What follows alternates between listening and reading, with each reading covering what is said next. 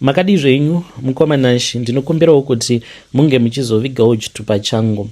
Inini zita rangu munogona kundidaidza kuti Brighton. Ndiri murume uye zvekare ndine makore 39 years ekuberekwa. Ndauya pano ndine confession yangu yandiinayo. Ndikudawo kuti munge muchindibatsira. Hanzi rume rimwe harukombe churu. Ndinotenda kune avo vachanzwa nyaya yangu and then they respond to me positively. Mungoma nyaya yangu yakatanga 2 years ago, makore maviri apfuura pandakaroora mukadzi wangu. Takanga tiri vanhu vakatanga kudanana before that. Taimbonetsana zvedu tomborambana. You know zvinoitika murudo. Ndakambosanganawo nomumwe musikana, iye akambodanana nomumwe mukomana, but in the end takabva tachizongosarudza kuti it was far much better kuti tinge tichizongoroorana. Mukomana takange tiinewo mufaro wekupindawo muwanano. Chechi yedu inokurudzira zvikuru kwazvo kuti unge uchizopinda muwanano through a white wedding. But dambudziko riripo mukoma nderekuti a beggar is not a chooser. Because I was a beggar, I could not choose the venue, even the style of the wedding. Ndakange ndichingoitirwa zvinhu zvose nechurch.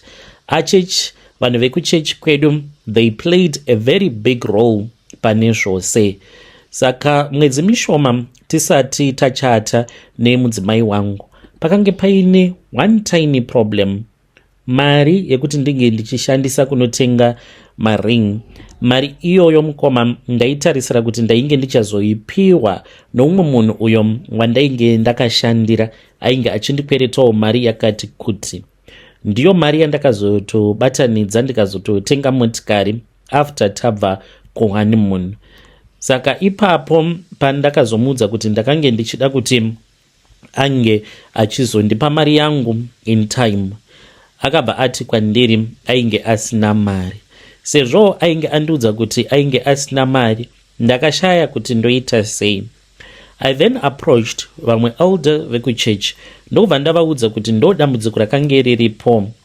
Ndainge ndichida kuti nge ndichizokwanisa kutengawo wedding ring, but I could not do that because mari ndakange ndisina. Zvino ndakange ndisingazivi kuti ndotora ripi gwara. Vakabva vati he was going to get back to me. Zvechokwadi 2 Sundays later after church vakabva vati vainge vachida kundiona, and then we had a meeting. Ndokubva vachizondiudza kuti pakange paine vamwe elder but vekune rimwe sangano but in the same church of ours vainge vachida kundiona. So obviously since he had mentioned the issue yekuti it was about that request yekuti ndainge ndichidawo kukwereta mari kubva kwavari, I obviously thought and I was happy and excited. Ndikati vakatosvitsa nyaya yangu kuna elder ivavo, saka zvangu zvatoita. Ndakabva ndaudza musikana wangu ndikati baby, zvedu zvatoita, tatowana munhu achatikweretesa mari, then later on I will make sure kuti I will pay it back. Saka midweek ndopa ndakabva ndachizokwanisa kuenda kuma offices avo elder ivavo, because vatoriwo ne big company yavo muHarare imomumu. Saka munhu anotoremekedzwa muchechi uye zvekare vava vechikuru. Mudzimai wavo akafa almost 17 years ago. Saka pandakasvika kuma offices kwavo ndakatombosvika vasipo, ndokubva vachizosvika zvavo panzvimbo. Vakabva vandibvunza sekunge vakange vasingazivi chandainge ndafambira. Vakabva vanditi makatotenga here wedding rings because the wedding it is fast approaching. Ndakabva ndati kwete. Vakabva vanditi why not. Ndikati baba chikonzero chandiunza pano ndikutodawo kutoti kana zvichibvira mundikweretisawo mari munhu washe. Vakabva vanditi mari handina. Mukomanashi pavakangondiudza kuti mari vainge vasina, I just felt down, my spirit went down. Vakabva vachizoti kwandiri asi vakange vaine marings. Maring awa ari maviri ainge ambori avo nemudzimai wavo. Vakati mushure mekufa kwemudzimai wavo vakanga vasisina kana chido chekuachengeta. Vakange vava kuda kupa umwe munhu marings iwavo so that ange achizowanawo maropafadzo avo. Saka ndakashamisika nazvo because I had never heard it before kuti maring anenge ari evamwe vanhu vakachata vakatora mavows avo then iwe wobva wachizonzi unokwanisa kuzomashandisawo marings iwawo. Ndakange ndisingatozvizivi kuti zvinoitika. Saka vakabva vandiudza kuti it is like the greatest gift, and him and his wife, they had a great marriage, which means kuti my marriage as well, it was going to be abundantly blessed. Murombo mukomana shim anogara asina choice. Kana uri murombo, what choice do you have? Ndakatongoona hangu ipapo kuti choice ndakange ndisina, but kugamuchira zvakange zviripo. Semurume, I understood and I knew kuti mudzimai wangu, she was not going to be happy about that. So I waited, mukoma, handina kuda kuudza mudzimai kuti this was the case. Takaenda ndokubva tachizonopolishisa marings kwaJuwela. Zita rakagona kubva izita ravo Elder, but zita remukadzi wavo rakaramba kubva. It is in the inside of the ring. Ndo pakatangira dambudziko ipapo. I tried to hide these rings from my wife kusvika zuva remuchato, but vakadzi, they have a way of finding out. I then explained the situation to my fiancé. Akazongonzwisisa because already the whole preparations had been done. So for us to call off the wedding, taizoita sei after that. Ende takange tava kudawo kuti tinge tichizogara tiri tose. You know, kana vanhu muchidanana munenge matova nema expectations kuti by time yakati tinenge tatova tose, this and that, ma imaginations. Saka iyo ainge ava kutoimagina aine murume wake. So there was no more turning back. Akabva anditi sezvo urongwa hwainge watofamba, tainge tichazongoita zvainge zviripo, but in future ndaifanira kuti tinge ndichizotenga maring. So on the day of the wedding, hakuna vakange vachizviziva kuti maring iwawo ainge ari maring atainge takatengeserwa. I just paid. Vakangonditi obviously pachivanhu chedu, kana uine chinhu chaunenge uchida kupa umwe munhu chakaita sering, vakati kana magumbezi emufi, vakangotaura zvinhu zvakawanda, some of the things that I could not understand at that time, but now ndavakwanisa kuunderstand one or two. Vakabva vanditi pakadaro, what you have to do is unofanira kundipawo something, vakati kunyangwe shereni. Saka ndakabva ndaburitsa mari, ndakaburitsa $50 ndokubva ndavapa. Saka kana iri mari yekupolisha yakabva muhomwe mavo, vainge vaine shuviro dzekuti mukunopolisha marings nemazita ange achikwanisa kuzobva that are engraved on the ring, but unfortunately hazvina kuzoitika saizvozvo. So the wedding went along, and me and my beautiful wife, we got married. We then went on a vacation.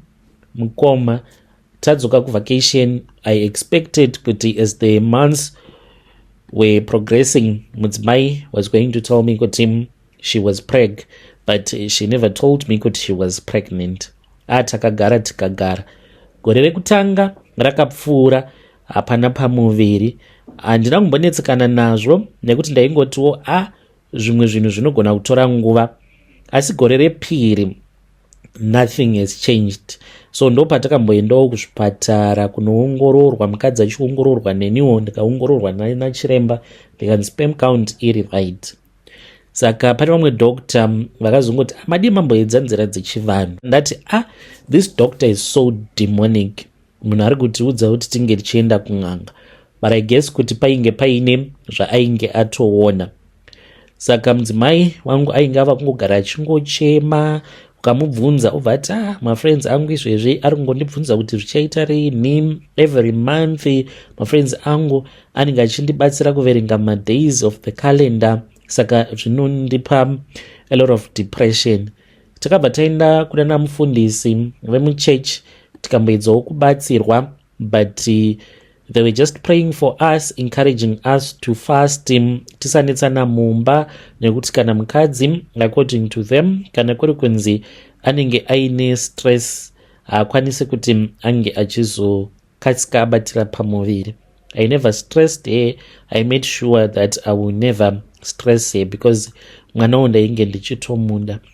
Zvakatanga kundidyawo moyo, and then I started to remember mashoko adoctor vaya vekundiudza kuti how about you try kumboendawo kana kune vanhu vanoita zvechivanhu. So that was the beginning of the journey into the unknown. Saka tikabva tachizoenda pane umwe mubatsiri. Taenda pamubatsiri akabva ati kwandiri, pane zvisina kumira zvakanaka pamaring enyu awo amakapfeka muzvigunwe zvenyu. Saka paakataura mashoko iwawo, hana yangu yakabva yatorova ipapo. Saka akabva atibvunza kuti maring atainge tiinawo ainge akambopfekwa nevamwe vanhu here. Ini ndakabva ndagutsurira musoro ndikati hongu, ndokubva ndarondedzera. Akabva ati kwatiri, murume uyu akaita zvinhu zvake, akazviita ari ega asina kuzivisa hama dzemukadzi wake. Ndakabva ndakumbira sekuru ivavo kuti vange vachitsanangura, ndokubva vati itori ngozi yamakapara iyi nekuti makagoverwa zvinhu. Mufi, iye mufi wacho asipo. Mweya wake kutaura kudai wakatsamwa ari kwaari ikoko kumakuva. Ndiye akavhara chibereko chemudzimai wako. Vakabva vati kwandiri, kana ndichida kuti zvinhu zvangu zvinge zvichizonzi zvandifambira, ndakwanisawo kuzoitawo mwana nemudzimai wangu. Vakatondiudza kuti nomwe mukadzi izvezvi unogona kutozvara mwana, asi neuyu hausi kuzozvara mwana nekuti ari kumakuva, ari kungonyunyuta, ari kugunun'una achiti zvinhu zvangu, maiwe zvinhu zvangu zvakagovewa, hama dzangu dzisipo. Saka vakabva vachizotipa solution. Ndipo pane dambudziko manje. Munoziva kana uri mudambudziko ukapiwa solution, ipapo unotoona sekunge zvinenge zviri nyore.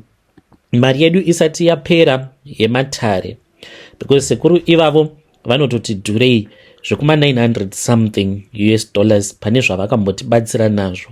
Saka mari yedu isati yapera, ndopa vakabva vachizoti kwatiri kuti munge muchizonzi makwanisa kuregererwa nemufi, zvamuri kufanira kuti munge muchiita ndezvekudai. Muri kufanira kuti munge muchinotaura naivavo elder vekuchechi kwenyu, movaudza kuti vange vachisuma kuhama dzemudzimai wavo kuti ndo mistake yakaitika, zvakaitika vasingazivi kuti imistake, asi vanofanira kuti vange vachiripa mhosva dzavo.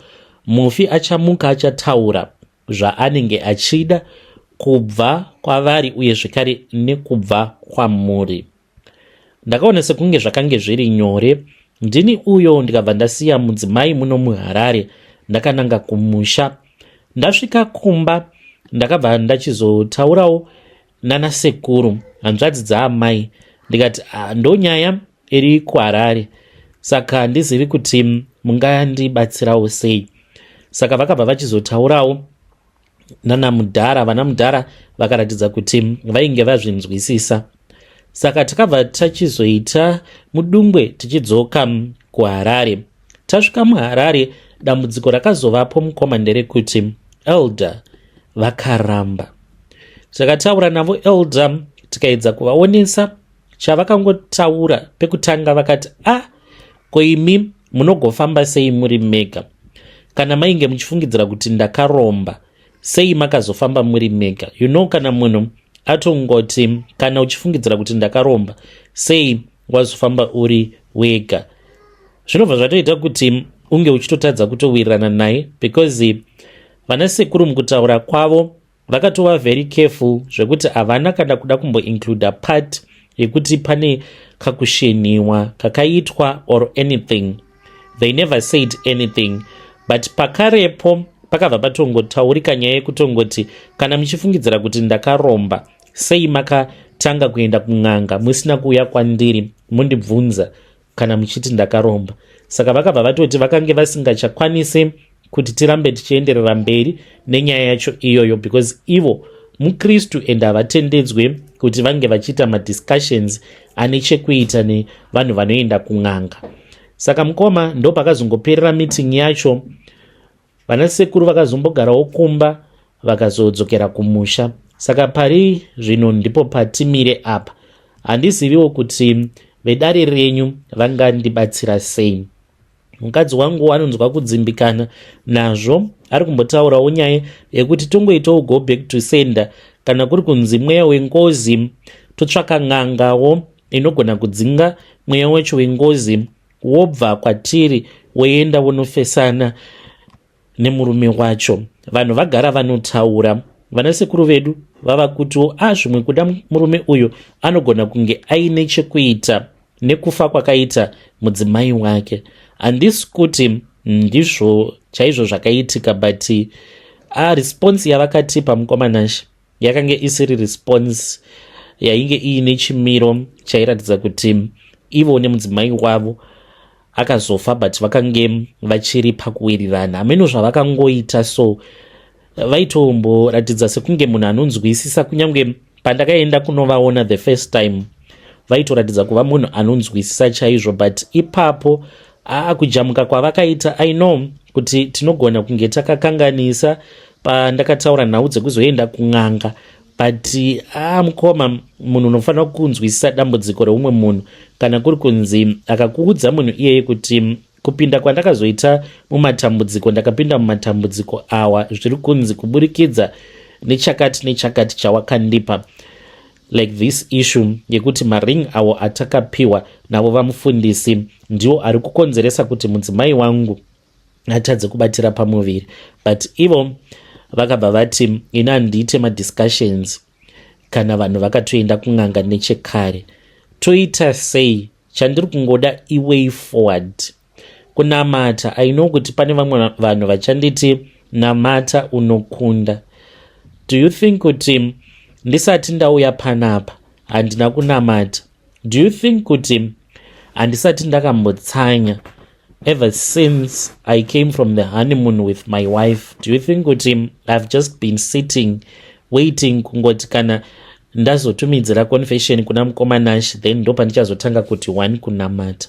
I don't mean to be rude, but ndanga ndiri kudawo help chaiyo. Ndoita sei?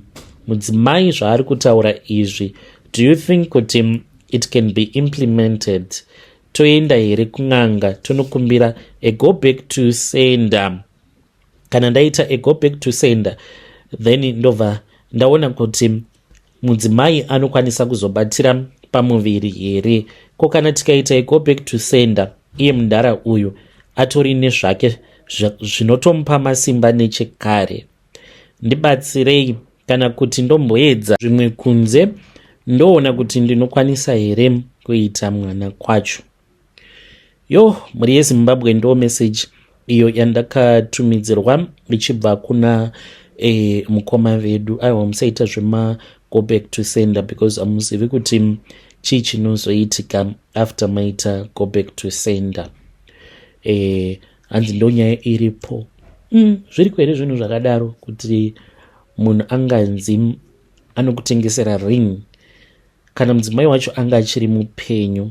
Yeah, we could understand, but the fact yekuti my elder vakafa hanzi 17 years ago ndipo pavakafa.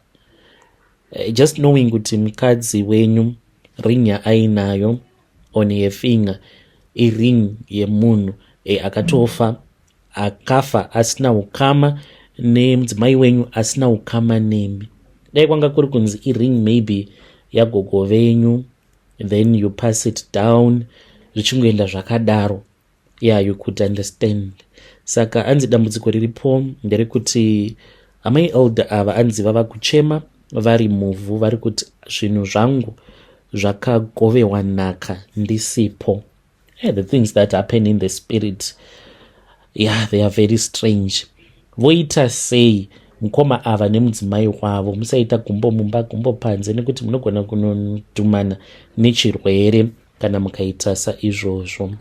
regedzai tibva taenda panyedu inotevera. Nyedu inotevera yakamira sekudai so. Hanzi makadi zvenyu mukomanashi, ndinokumbirawo kuti munge muchizovigawo chitupa changu. Inini zita rangu ndinoitwa Rumbi Rumbidzai. Ndiri mudzimai uye zvekare ndine makore 42 years ekuberekwa. Ndauyawo pano ndikuda kukuudzaiwo nyaya iyo yakaitika mumhuri medu, uye pamwe chete nekuyambira vanhu kuti musazoita zvekunetsana nevanhu, especially mumavillages. Nyaya yangu mukomanashi yandikuda kukuudzai yakaitika muna 2008 kumusha kwedu kuGokwe. Panguva iyoyo ndakange ndichiri kugara hangu pamba nevabereki. Pakange paine zvainge zvaitikawo kumarriage kwandainge ndabva. Baba vangu vainge vakasofa kudhara, saka amai ndivo vega vakange vasara pamusha. Vana bhudhi ndopa vakatanga kubuda one by one vachiuya kunoku kuSouth Africa. Saka ndakange ndakagara ndakati inini nemwana naamai uye zvekare nevana vana mukoma. Saka takange tiine muvakidzani wedu. Pakutanga taigarisana zvakanaka. Upenyu hwemuvillage anenge apererwawo neupfu hwekukodza sadza anoendawo panext door pamuvakidzani wake, zvichingoenda zvakadaro, muchingoumba relationship yenyu, munenge matova sehama nehama. Saka nerimwe gore pakazotanga kunetsa nyaya yemiganhu yeminda. Vanhu ava zvavakaita mukoma, vakamboita sekunge vainge varamwa kugara muvillage mushure mekunge vanetsana naSabhuku. Zvakaitika, Sabhuku akabva achizotanga kudanana nemukadzi mudiki wababa wepanext door. Izvo zvakazokonzeresa bopoto rakanyanyisa muvillage. Zvadaro murume iyeye nemudzimai wake mukuru vakabva vachizoramwa. Vakamboita sekunge varamwa musha mushure mekunge mukadzi wacho mudiki atiza achitya kuurawa nemurume. Saka pamusha apa pakabva pachizongosara patongova padongo. Amai vangu vaitombopotawo vachiedza kugadzirawo kutsvaira pamunhanga kuitira kuti vanhu vange vachizosvika pamba pavo pachiri kuoneka. Makore acho vanhu vaiva nemafoni vaingovawo 102 sekumavillages. Waigona kutoshaya munhu anenge aine foni nekuti mafoni akange achiri kudhura panguva iyoyo. Zvadaro vanhu ava vakati vaitawo zvimakore vasingawanikwi munharaunda, vakazongokaruka vadzoka. Pavakadzoka kudaro vairatidza kuti zvekuwirirana naamai vakange vasingachadi, because amai semunhuwo wemuvillage vaingowiriranawo naSabhuku nemudzimai wavo nevamwe vanhu vemuvillage. Saka daka rimwe rakazovapo nderekuti vaviri ava vakazoti vadzoka pamusha pavo vakange vava kuita sekunge vaida kutonga amai kuti unofanira kuwirirana nanhengi, usawirirana nanhengi. Izvo zvakange zvava kukonzeresa kuti amai vangu vange vachingogara vachingogadzwa matare nguva dzose. Saka vakazotanga kunetsana nemuvakidzani nekuda kwekungogara vachingobvunzwa makuhwa nguva dzose. Vakati ini ndava kuzviraramira upenyu hwangu ndiri ndega ndisina chinonzi muvakidzani. Zvadaro amai vangu vakange vari munhu aifarira kurima chaizvo. Semakore ose amai vakarima. Pavakarima mukoma ndakatozviona kuti vainge vadarikidzira boundary. Ndakatombovatsiura ndikati mama, vanhu ava sezvo vakadzoka, dai maregedza kudarikidzira boundary, tangorima mumunda medu. Saka mama vakangondipindura vakati zvina kana basa, handiti ndanga ndatova nemakore here ndichingoparima pano apa. Ndikati hazvina hazvo kuipa, kana muchifungidzira kuti hazvizokonzerese maproblemu, hazvina basa. Vanhu vaya mukoma hatina kunge takaziva kuti kusarima kwavakaita gore iroro vainge vakatoramwa, nekuda kwekuti ivo pavakapima munda wavo vakabva vaona kuti zvechokwadi amai vainge vakapinda mumunda mavo. Ende amai havana kupinda munda zvekuti vakanyanyisa kutora space, vakangonotorawo about 5 meters kupinda mumunda mavo. Mukoma, hondo yakazovapo pakunokohwa. Hepano pakunokohwa vanhu vaya, regai ndiseke zvangu, kwava kutosunga ngoro imi mufunge zvenyu, kwava kutotanga kutokohwa. Vanhu vakashamisika because village rose rakange rashamisika kuti ko vanhu ava vamwe vanhu vari kurima, ivo vakangoti zii zvavo havasi kurima, vari kuda kumboita nezvei vanhu ava zvavanenge vadzoka kuzotinetsa futi muvillage. Kwava kutotanga kutokohwa zvavo ivo nevana vavo. Ipapo amai vainge vasipo pamba, vainge vaenda kumusangano. Vakabva vaudzwa nevemakuhwa kuti chibage chako chapera kumunda, chiri kukohwewa navarutize nemudzimai wavo. Amai vakabva vachizobvako kumusangano, vakange vatokecha mafeelings nechekare. Ndakazongonzwa kwava kupopota. Ndakamhanya kuya ndikawana amai vangu vari busy vachikikiriksana navo varutize. Saka amai vangu vakange vari munhu vakange ari mugiant, ende zvekurwa ndozvavainge vachitofarira, vaitozivikanwa. Saka varutize vainge vakangoitawo kaslenda ndokubva vawisidzirwa pasi. Saka zvadaro mukomanashi vakabva vatanga kutukana manje. But vane rimwe garamwoyo ravakaudzwa naamai rutize randisingafi ndakakanganwa. Vakangonzi ewe, vachaita zvekukuvhuna mabhonzo ako pauchaiswa mukofini iwe. Saka pavakataura mashoko iwawo ndakashamisika, ndakangobata amai ndokubva ndavatora ndikabva ndadzokera navo kumba. Amai vangu vaitoda zvehondo zvemusi iwoyo, but ndakaedzawo kuti ndinge ndichivadzikamisa hana. Saka nyaya iyi yakabva yachizoenda kudare. Amai vangu vakabva vanodyiwa nemhosva yekuti vainge vakarima mumunda, kunyange vainge vakarima 5 meters, but vainge vakarima mumunda mavainyatsokuziva kuti wakange usiri munda wavo. Saka ndo zvakaitika mukoma.